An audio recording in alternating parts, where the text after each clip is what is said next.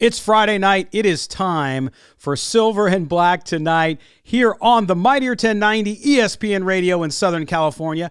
How's everybody doing out there? It was a slow week in the NFL. We got lots to talk about, lots of Raider-rated material also. And joining me tonight in just a minute will be my co-host tonight. That is Mr. Evan Groat. He is the host of the Just Pod Baby Raiders podcast. If you don't subscribe to it, it's okay. We won't hold it against you, but you got to go do it now. So make sure you go subscribe to Just Pod Baby. Anywhere you get your podcasts is where you'll find it. It's part of the Sports Not family along with us here at Silver and Black tonight. We're booming up and down the West Coast. 50,000 watts of Raider goodness. We got lots to talk about. Lots of changes in the AFC West. Lots of changes with the Raiders roster. We're also going to get Evan's expertise and hear what he has to say about the Combine. We talked about it, Mo and I, last week. By the way, Mo's off today because he's working hard. He's learning to like mint chocolate chip ice cream. And so we're giving him time to do that. Actually, he's on assignment. He's really busy with some NFL coverage with the league new year around the corner and everything that's been happening in the league. He's off covering that for Bleacher Report. He will be back next week, so Evan's going to sit in for him. But also on the show tonight, I'm really excited as we get to interview who I believe is the best sports agent, especially when it comes to the NFL of all time. That is Lee Steinberg. Lee Steinberg is going to be with us. He's going to talk about the Calvin Ridley suspension. That was another news item this week. Calvin Ridley suspended for gambling on NFL games. We're going to talk to Lee about that.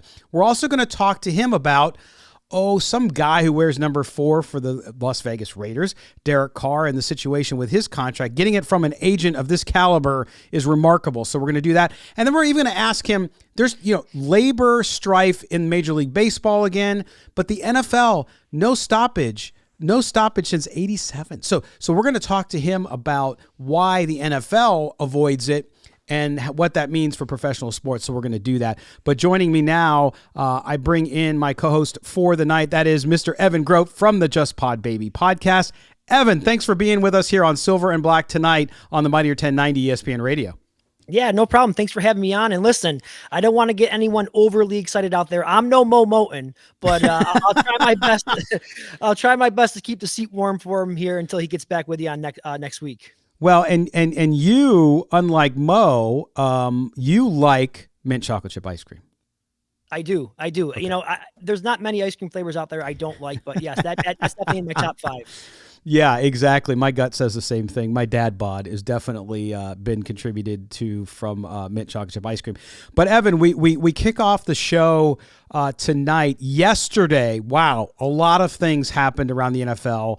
A lot of things happened in the AFC West over the last few days. A lot of things happened with the Raiders roster. So let's start first with the Raiders roster. We are a Raiders show after all. Raiders basically cut loose Alec Ingold. They could sign him, but they did not tender him. He's coming off the ACL injury, so Alec Ingold's future with the Raiders does not look good. A really good guy. I was never overly impressed with Alec Ingold outside of what he did off the field and his story. It's an amazing story and an amazing guy. I was around him a few times during my time at Raider Nation Radio and leading up to that COVID season, but a great guy. Cory Littleton also cut loose. Colton Miller's contract was restructured as well as the Raiders free up space on their roster.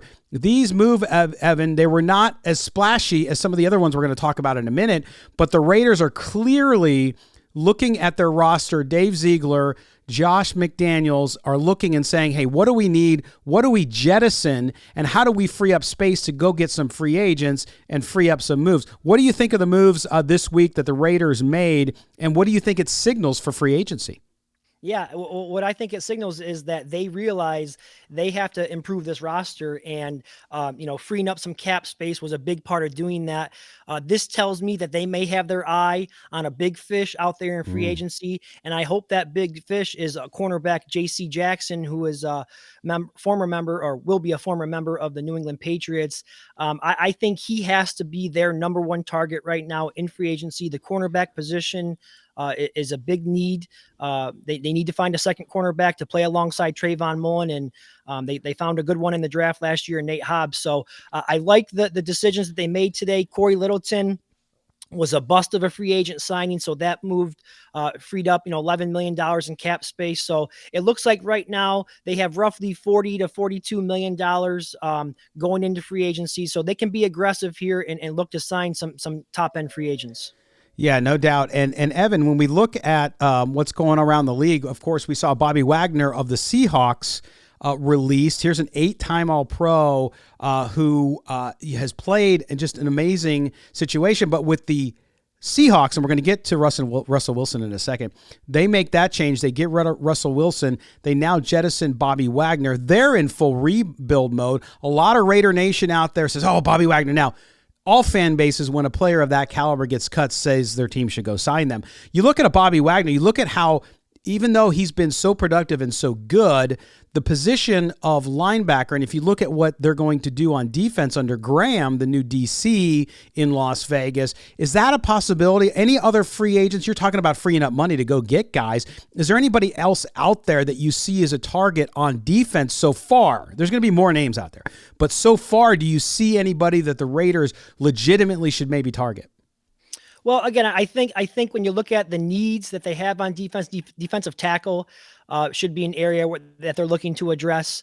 But again, going back to cornerback, I think that right now is one of the most glaring needs they have. And there's a couple guys that I like that are going to be available. I mentioned J.C. Jackson. Stephon Gilmore is another guy who has a history with the Patriots organization and the new head coach and the general manager. So I think he's a guy that would fit with the Raiders. And I don't think he would totally break the bank. I think he could be a little bit more of a less expensive option should they decide to go there and look to sign him. And then there's another cornerback that I think that I really like is Carlton Davis of the Buccaneers. He's a younger cornerback, would fit well in a man-to-man scheme, and he's a young player in this league, and he's had some success. So I think those are the three top corners that I think the Raiders should be aggressive in going after. Yeah, no doubt. And Evan, you look at also. Let's go to the board. My paint chalkboard here. Some people like this, some people don't like it. I kind of like the hominess of it. Anyway, for those of you listening on the Mightier 1090 ESPN Radio, you're not seeing what I'm talking about, but if you're watching on YouTube, our simulcast, you'll see it. But I have on here, Mr. Wilson goes to Denver. Of course, the first big AFC West move this week was Russell Wilson being traded from the Seattle Seahawks to the quarterback hungry, Denver Broncos. The Broncos now get the quarterback that they've been missing. They have a really good young offense. They have a good defense still. And if you look at what they were able to do, I saw a lot of Raider fans dismissing this move. And I think that's terrible, including some really well-known members of the media saying, well, Russell Wilson's best days. I mean, some of these people out here saying Russell Wilson's best days are behind him. I don't see how you say that. But if you look at the balance in the AFC West, I'm not a believer that somehow this move suddenly makes the Raiders the fourth best team in the division. I'm not saying that at all, but some people are. But I think that this makes the division better. You now have Mahomes, Wilson, Herbert. Herbert's young. He hasn't won anything yet. As much of his raw talent and what we saw his rookie season and much of his sophomore season with the Chargers, if you look at that situation in the AFC West, this is a really big deal. And I think people are overlooking it and saying, oh, Denver's still going to not be good. I disagree. I think his best days are actually ahead of him, Russell Wilson. And that's not a bad thing for the Raiders. I think, when you're in a division and you want to win and you want to be a Super Bowl caliber team, you want to beat good teams. You want to be in a good division where you're going to be able to really compete. What do you think of the Russell Wilson trade? What does it mean for the Raiders? What does it mean for the AFC West? Well, first of all, I think it was a good trade for both teams. You know, the Pete Carroll and Russell Wilson relationship that ran its course there in the 10 years in Seattle, and it was a successful run. 2 Super Bowl appearances, and of course, they won the 1 Super Bowl over Denver. But clearly, there was a philosophical divide between the coach and Wilson, and from a Seattle perspective, you mentioned it, total rebuild. They let go of Bobby Wagner as well. So they're going to completely hit the reset button. And they were able to recoup some of the first round picks that they gave up to get Jamal Adams a couple years ago, in addition to a couple other picks and a couple good players as well. So I think I like what they were able to do in that trade. And then you look at it from a Denver perspective, they get an elite quarterback. I still think he's when healthy, a top 5 quarterback in this league, a great leader, great locker room guy. He immediately, turns that team into a legit contender in the AFC. I think you combine him with some of the weapons that they have around him. Cortland Sutton, Jerry Jeudy, I think is going to finally reach his potential. He's got a great running game, a pretty good offensive line, and a top 5 defense last year. So I think, Denver has to be in the conversation as one of the top teams now in the AFC. So what does that mean for the Raiders? It means the Raiders got a lot of work to do. You mentioned some of the other quarterbacks in that division. I know there's been a lot of controversy out there on Raiders Twitter about, Derek Carr being the 4th best quarterback in that division. Some people don't want to hear that, but the fact of the matter is, there's not going to be an easy or a week off in AFC West division play this year. You got to bring your A game every year. Every game, I should say. And Patrick Graham, he has his work cut out for him. He really has to, get his defense together, because, as I said, each AFC West opponent this year is going to be facing a top 10 quarterback in the NFL. Yeah, and I don't necessarily agree with the thought that Derek Carr is the 4th best quarterback, and I'll tell you why. If you're talking about raw talent, maybe, even though Derek Carr is a very talented quarterback, Justin Herbert has some unbelievable skill sets that I think Derek Carr doesn't have. But yet, Justin Herbert hasn't done anything yet. He's put up numbers, but as we know from a lot of Raiders fans, numbers don't mean anything. You got to win games. You got to win playoff games, okay? So to me, I think that remains to be seen. Now, the AFC West also had somebody come back to it on Thursday, Evan. Somebody Raider fans, they might be a little familiar with. Number 52, Khalil Mack, and that massive contract. Khalil Mack's had injury issues in Chicago. His production's gone down. He is now going to the Los Angeles Chargers. This one surprised me that it was the Chargers. It didn't surprise me that Khalil Mack was moved. I had a feeling, we talked about that before, I had a feeling he might be on the move, but the fact that he goes to a division rival surprised me. What about that? What do you think of Khalil Mack? I think Khalil Mack at his best is going to be about 70% of what he ever was with the Raiders, but 70% of Khalil Mack's still a pretty good player. Still a player you're going to have to account for when you're the Raiders and you have to play him twice a year. Yeah, absolutely. Initially when I saw the news come down on Thursday, I was very surprised to see the move. I had no idea that he could possibly end up with the Chargers. But after having some time to kind of digest the move, I agree with you. I mean, this is not the player that he was with the Raiders when he was making all pros, all defensive players of the year, things of that nature. I mean, he was injured a bit this year. I think it's safe to say his better years are behind him.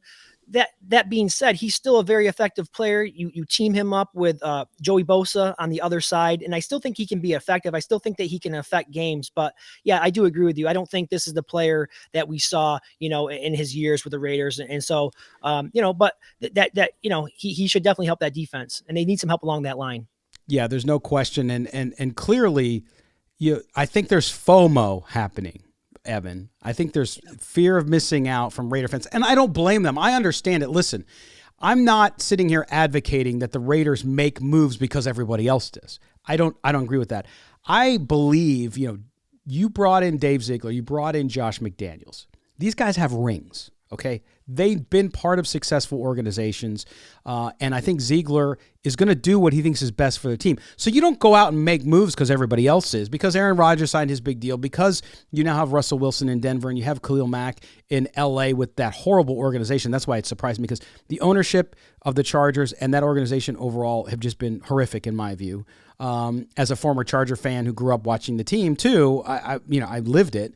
But I will tell you that I just think the Raiders, they need to do what's best for them. So I caution fans not to get too upset or excited either way about what happens, because we're early in this process. You have a lot of free agents and you have a lot of names who haven't hit the waiver wire yet. You have people who could possibly be traded who haven't been traded yet. So I would just say slow your roll a little bit there. But when we look, Evan, at the Raiders and what they need to do and some of the needs you talk about, we talked about here on this show, Mo and I, last week about the Combine. The Combine had just started last week on Friday, and it's now complete. We kind of got a good assessment of what's going on. We know the Raiders, as you mentioned earlier in the show, they need a defensive tackle. They need help up front inside. They need a cornerback. They could even probably use a safety. They need a wide receiver. They need offensive linemen. When you look at the Combine, you followed it very closely. What three names jump out at you as people who impressed you that you think should be on the Raiders' radar? Yeah, my first one isn't necessarily a hot take, but it's a name that I keep seeing popping up in first round mock drafts to the Raiders, and he did not disappoint at the Combine, and that's wide receiver Chris Olave out of Ohio State. I think you saw the 40 time. He obviously showed that he has the deep speed that the Raiders need. When they lost Henry Ruggs, that offense struggled. It struggled to score points and it struggled to move the ball through the air. So they need to find a replacement that has a similar skill set, that can stretch the defense, that can help open up things underneath for Hunter Renfrow and Darren Waller. And I think that Chris Olave, he checks that box. Unlike Henry Ruggs coming out of college, Olave is a much more polished route runner. And he doesn't drop many balls either. He has a 4.9% drop rate last year at Ohio State. So that's excellent. But I just think that when you look at the tape and you look at the Combine, you put that all together, to me, he seems like one of the safer picks at wide receiver in this draft that I think will be available at pick 22. So the one thing I do worry about him, though, is he's a bit of a smaller guy. He's not exactly, he's only 188 pounds. And so, we saw some of that issue with Henry Ruggs in his rookie year is, getting off some of those press coverages that the bigger, more physical cornerbacks in the league will try to use on him. So that is one concern I have about him. Another player who I thought obviously really stood out, he was the talk of the Combine, and again, at a position of need, it has to be Jordan Davis. Another guy who I think will possibly be there at pick 22. He totally, blew up the Combine with his 40 time, weighing at 341 pounds to run a 4.78. It was just unbelievable. Yes. And so again, he has the tape to go along with the dominant Combine.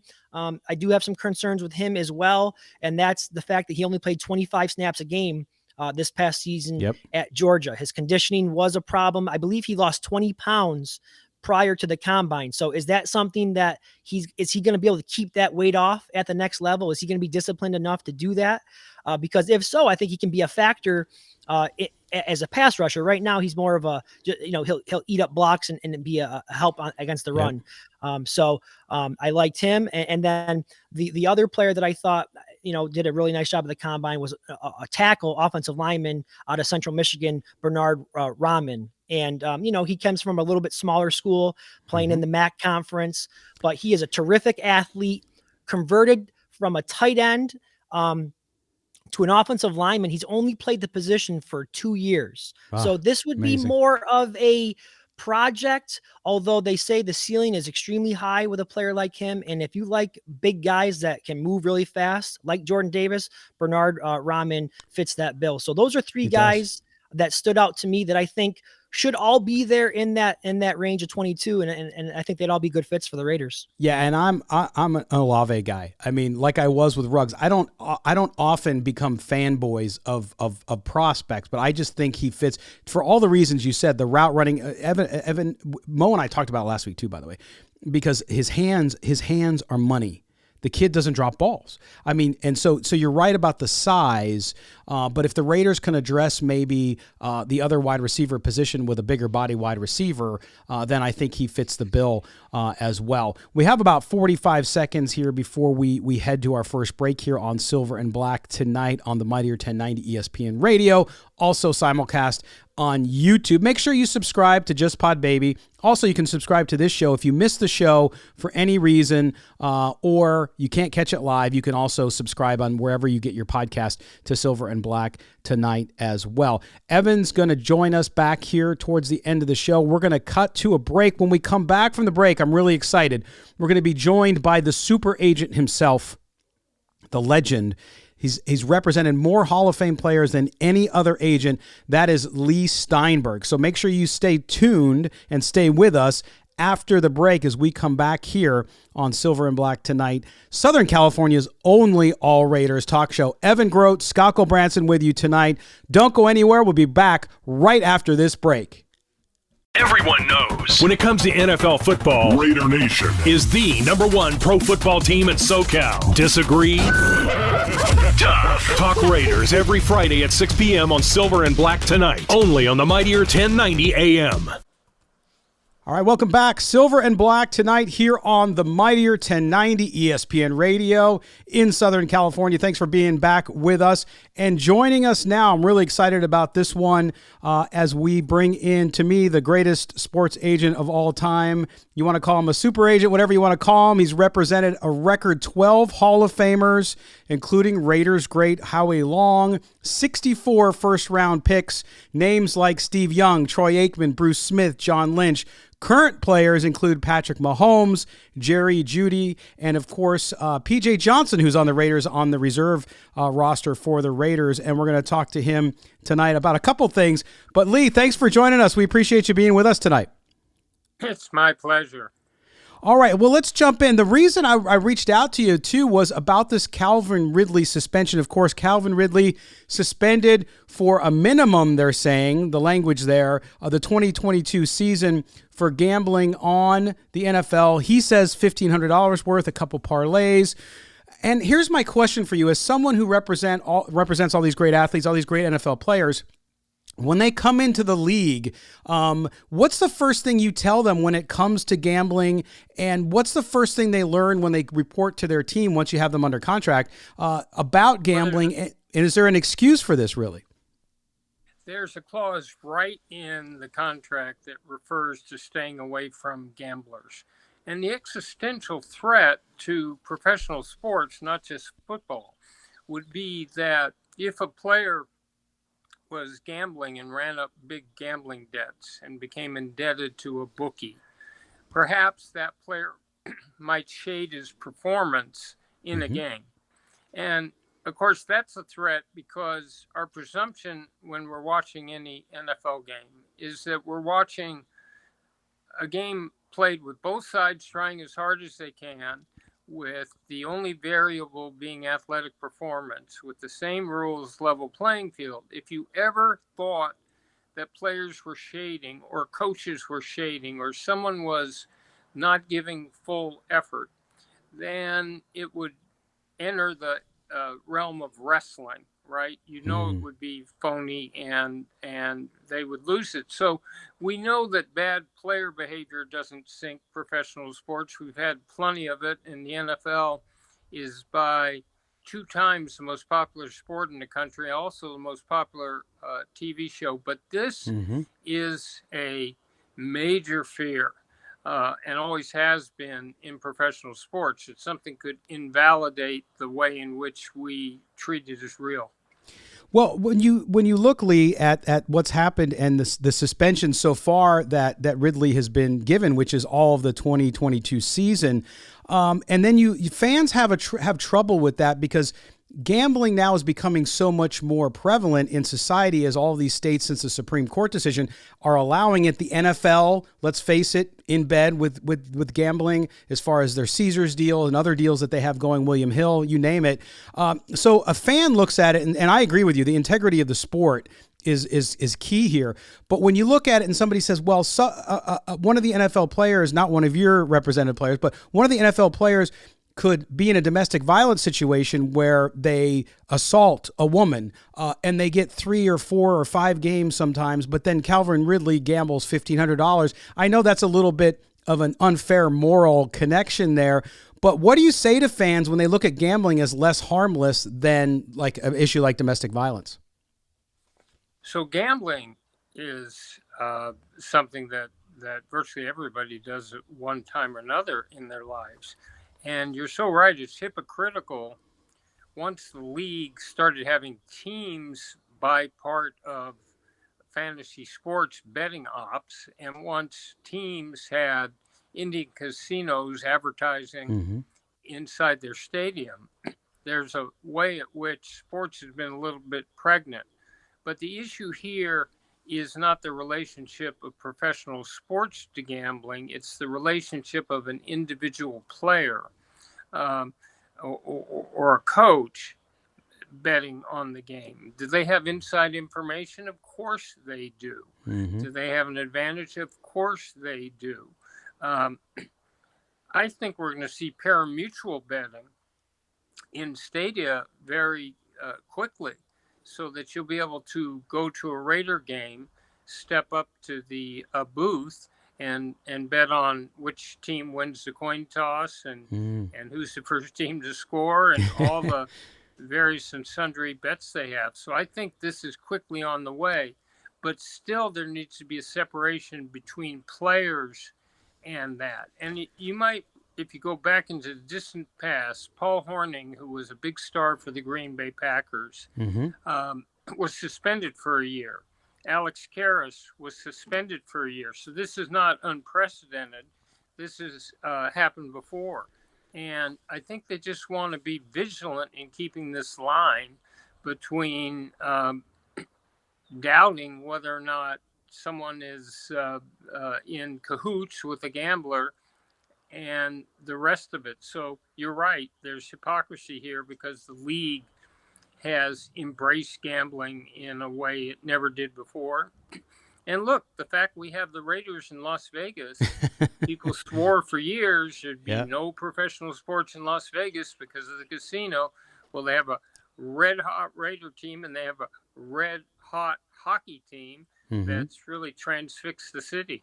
Yeah, no doubt. Lee Steinberg of Steinberg Sports and Entertainment, of course, the super agent, joins us. And Lee, to close on this before I switch subjects a little bit in football and more of what's happening currently in the game versus outside of the game with this situation, we talk about those closer ties to the NFL. And look, you pointed it out, the NFL is not just a sport, it's a TV show. It's an entertainment brand, entertainment business. And so the gaming that's involved with that, we see Calvin Ridley, this is a second suspension we've seen in 3 years around gambling on the NFL by an NFL player. Do you think because of those closer ties that we might see more incidents, even if a player just slips up and it's not a serious issue, but they've still violate the rules? Do you see it happening more because of the prevalence? I don't think so. I think that players know and understand that they give up a variety of rights to have all of the things that come to them from pro sports. In other words, they can't smoke marijuana where it's legal in a number of different states. They, if they got in a fight in a bar, they get disciplined. So they know they're under a microscope. And the trade-off is that, yes, you could bet in another forum, but I think when you look at the severity of the penalty, you just stated that this player had been suspended on the same issue before and or had confronted it. So he was on notice that people were focused. They have a massive security apparatus in the NFL, which would allow them to pick this up. So I think a prior always is going to escalate the level of penalty. And I think that Ridley will be a warning flag to other players to stay away from gambling. Yeah, that's interesting. Again, Leigh Steinberg is our guest. And Lee, I want to switch to a Raiders situation, and that, of course, is Derek Carr. We saw this week in the AFC West, of course, you represent Patrick Mahomes and got him a very, very nice deal a few years back.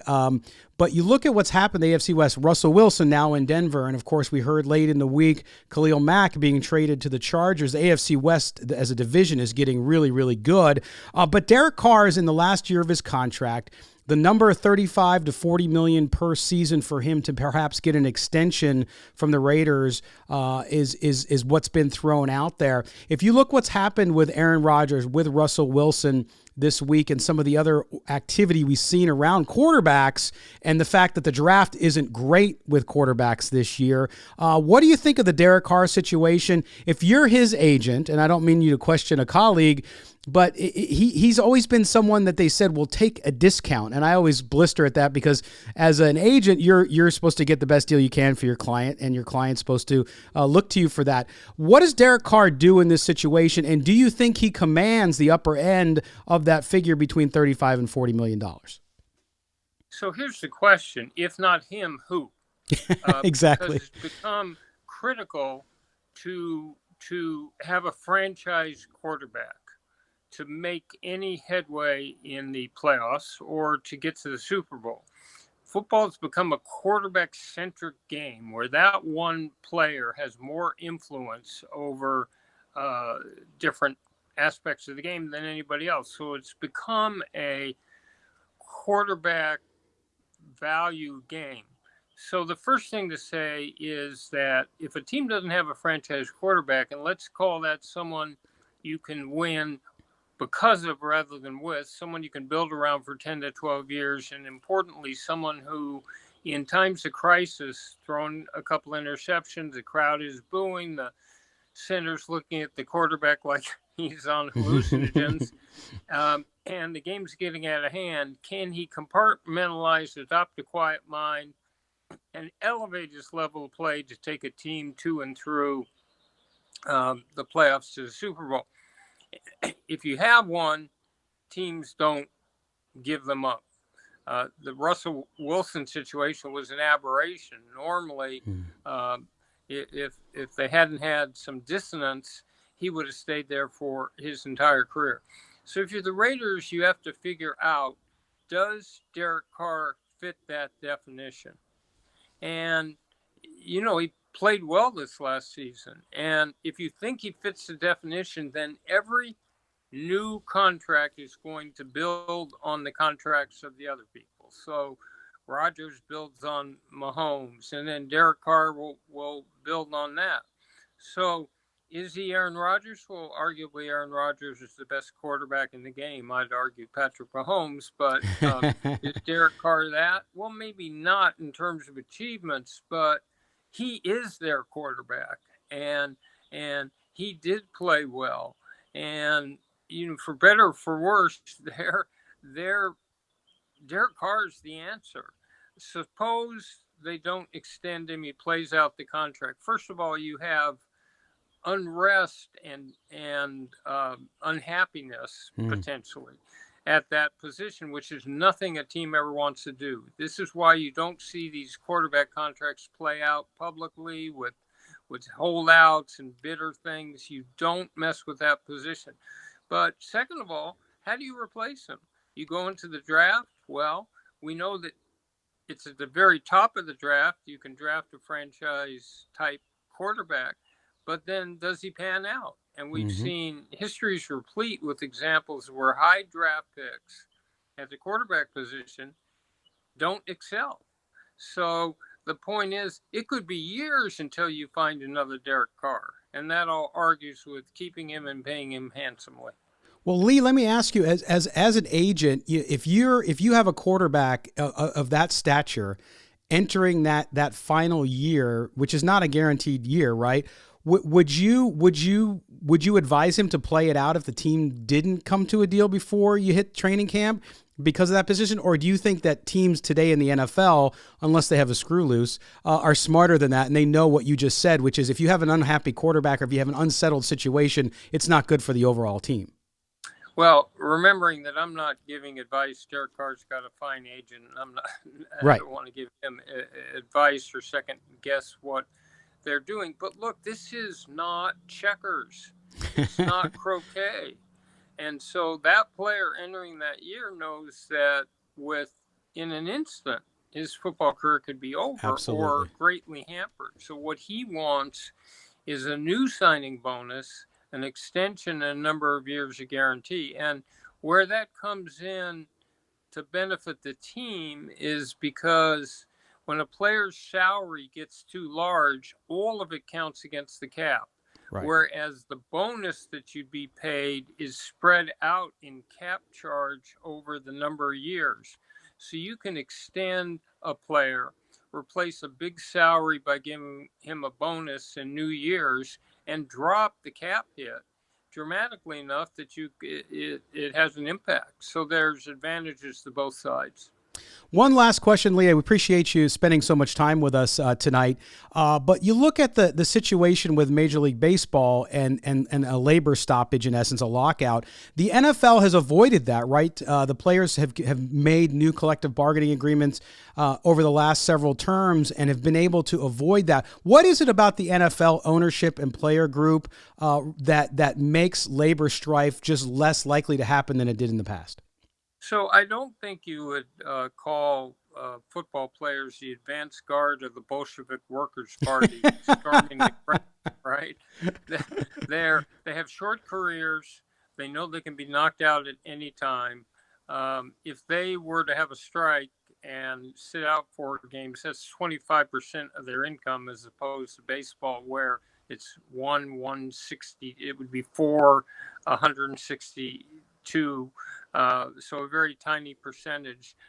They've won most of what they've won in the court, but I think there's a generalized recognition that the reason that pro football, one of the key reasons, is so prominent is that since 1987, all the energy is focused on the play on the field, building new stadia, expanding the TV contracts, developing fantasy sports, selling memorabilia. All of the action has gone that way, and they basically, for 35 years, the fans know the games are going to be played. You're not force-feeding fans an unremitting diet of athletic misbehavior or contract hassles. And if you think in the midst of a cratered economy in ways and pandemic, and high gas prices, this is the right time to be, having millionaires against billionaires. They should keep all of this quiet in the background and just emerge before the last contract expires with a new deal. Absolutely. Lee Steinberg, the great Lee Steinberg. Listen, we appreciate you spending so much time with us, and we hope to catch up with you again in the near future. My pleasure. Go Raiders. Again, thanks to Lee Steinberg. Great conversation there. Calvin Ridley to Derek Carr to baseball. Just amazing. And I bring back my partner, Evan Groat. Evan, Lee Steinberg there on the Derek Carr situation. You heard what he said. What did you think? Well, I thought he made a lot of sense, especially when he said, it is a quarterback-driven league, and I've always been in that belief. And it either you have one or you don't. And I think that is, he nailed it. That is the big question that Dave Ziegler and Josh McDaniels have to answer is, do they feel that Derek Carr is the quarterback that can take them to the next level? I mean, and if that answer is no, then, they have some questions here. You keep hearing his name pop up in trade rumors, that happens every year. Who knows if that's true or not, but he is a hot commodity right now, if he should become available. But as I have said, and I know you and Mo have said, unless there is a better option available, if you have to have a plan B. If you're going to move on from Derek Carr, which I don't think they will, you have to have a plan B. And I don't think they have one right now. The quarterback class in the draft is not a good one. Obviously, the free agent market, there's nothing there better than what you currently have. So exactly. I don't see a move happening with Derek Carr this year. Yeah. And Lee said that just a minute ago. He said, look, you have to have, what are you going to? Right. And this is a question I know I've seen you ask on Twitter. Mo and I have asked when we interact with fans on Twitter. And it's the same thing. Now, again, if Indy comes to you, because that's been the big rumor, if Indy comes to you and gives you a deal that you can't refuse, then you consider it. But again, it's a business. Nothing is off the table. But I believe he will be back, and I don't really have any doubt he will be, barring some earth-shattering kind of deal. And that's the way it's going to be. But you look at the AFC West, and we talked about this earlier, Evan, in the first segment, and that is the AFC West. I don't think the Raiders are in a position where they can say, hey, we're going to tear it down again and rebuild, because then you might not catch up for 5, 6, 7 years. Yeah, and I don't think Josh McDaniels takes this job and then a couple of weeks later says, you know what, I'm going to trade, arguably a top 12 quarterback in this league and yes, completely rebuild this team. I just don't see that happening. And I know that some people in the fan base, they'd like to see that happen. And then the other half obviously does not want that to happen. Again, my personal belief is I don't think Josh McDaniels takes this job to then trade the quarterback. But I will say, I didn't think John Gruden would take the job and then trade Khalil Mack. So I know anything is possible. But like you said, if they get a Godfather offer, an offer they can't refuse, you throw in some good players, a couple of first round picks, you never know. But again, I just don't see it happening. No, I think the Raiders are going to spend a lot more time and a lot more money on going out and filling the other spots they need to, especially with some of these guys that are hitting the streets and might be available versus trade. So it's going to be another interesting week, and we will be back here to talk about it on Silver and Black tonight on the Mightier 1090 ESPN Radio. You can also hear Evan Groat. Make sure you follow him on Twitter at eGroat5, EGROAT 5, and don't forget, subscribe to the Just Pod Baby podcast as well. Evan, I appreciate you sitting in for Mo, and I know we'll have you on again real soon. Absolutely, anytime, and I hope I made Mo proud. I'm sure. All right, well, listen, that's the end of the show. We appreciate you, everybody, being with us. Make sure you check us out, silverandblacktonight.com, where you can get the archive of the show. Also, follow me on Twitter at LVGully. You can follow Mo at MOEMOTON, and watch out for all of our work online. For everyone here at Silver and Black Tonight and the Mightier 1090 ESPN, have a great weekend, everybody, and we will talk to you next week.